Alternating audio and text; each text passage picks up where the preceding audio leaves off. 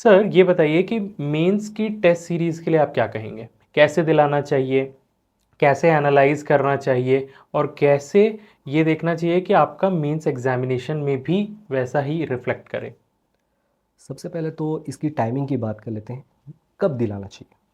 कई लोगों का सबसे पहला ये डाउट रहता है कि सर अभी कुछ पढ़े ही नहीं हैं, तो टेस्ट सीरीज़ क्यों दें?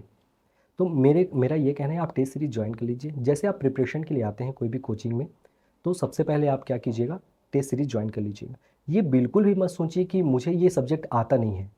क्यों? क्योंकि हम ऐसा तो नहीं है कि टेस्ट सीरीज़ में हम फेल हो जाएँगे तो मेंस में फेल कर दिया जाएगा। तो यहाँ हम एक्सपीरियंस लेते हैं यहाँ पे कि कैसा लिखना है ये चीज़ हो। और कुछ नहीं होगा तो हमको टॉपर्स की कॉपी मिलेगी, उससे हम कंपैरिजन कर सकते हैं। फिर धीरे-धीरे आपका जैसे कंटेंट तैयार होते जाएगा तो आपके नंबर भी बढ़ते जाएँगे।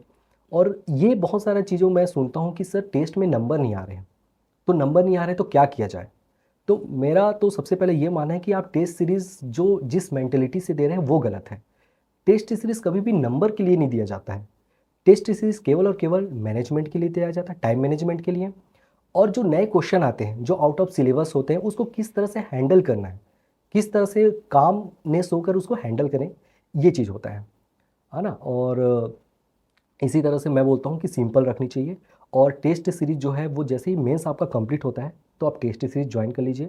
और सबसे बेस्ट टेस्ट सीरीज़ वो होता है जिसमें आपके कॉपी को प्रॉपर चेक कर दिया जाए, प्रॉपर फीडबैक दिया जाए और आंसर की कॉपी जो टॉपर्स की कॉपी है वो आप तक पहुँचाई जाए। तो ये सबसे बेस्ट टेस्ट सीरीज़ मानी जाती है। और आप कोई भी टेस्ट सीरीज़ लीजिए, इससे कोई दिक्कत नहीं, आपकी प्रैक्टिस होनी चाहिए, ये सबसे इम्पोर्टेंट है। Thank you. Thank you so much.